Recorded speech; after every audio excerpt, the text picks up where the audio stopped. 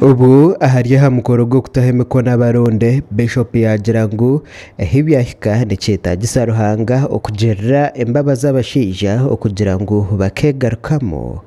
ukaba tukwata abasayiji ukaba kole atwanga utumo muhyaka tugoza makagaitu tugoza bana baitu tugoza makazi baitu tugoza kanisa ya Kristo batara kugoza abasayiji benga bali atulinda haije campaign olikoro abatera kirole bubo abatika birole babo sayija kasanga basayija basigazi bala hano wale bagenda kutera cyakaru beta bagenda kude bintu kukatali bara bakasi no kutendero. Bishop aterweho nagira ngo hariho namaka agabashija n'abakazi barukutura mu kurwana bitunwe kushaba abana okwegera abazire babo ebirungi byonka ebibi bakabyetantara arana bagaza mutera basayije baba kutera mahano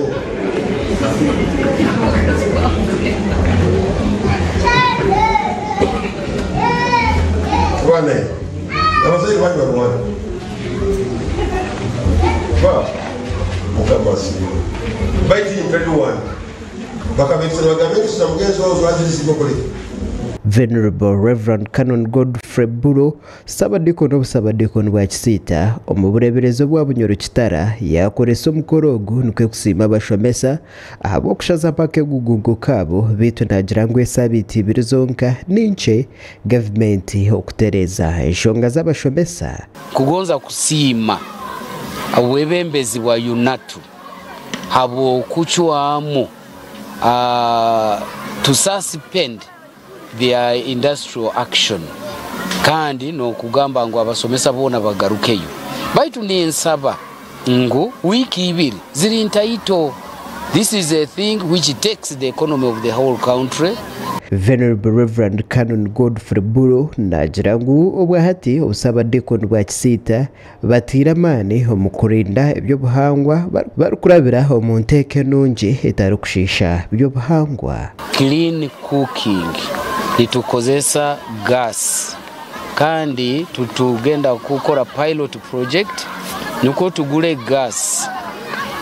cylinders kandi tuguleho n'amahiga gaho tukola kasituru kaho abahule baitu bona by end of December babe abakazi babo nibasobora kuchumbira ha gas nuko tubajune ekizibu kyo kuchumbira omumwika. Reverend Movad Kabaterine wahumwire wa Rubumbo Church of Uganda ibaru kwenda kuhereza oburisa we ashababa Kristayo oguma barukwataganira hamwe kandi bakatekaho za project zo kutungura ekaniseji okushemererwa kwa mani habwo kulebe kiro cyeri izoba twabana Bishop we kandi twino kushemererwa bwo kureba ngo nasaba dikoni yatuletera Bishop nitwenda tukurakurane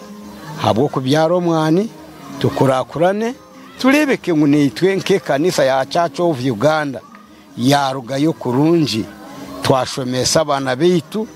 n'abana beitu batunga imirimo no kugenda higura. Reverend Movad Kabaterine akaba yahumwire bitahabo kwenda kuhereza mwitanzuje obusabadikoni rero Rubumbo Church of Uganda ikaba parish nekwe Reverend Movad okwongera akatoranwa okuja kutebekanisa Rubumbo okugira ngo eze ahamutindo go burisa makuraga gashakwa Onesimus Turiaha.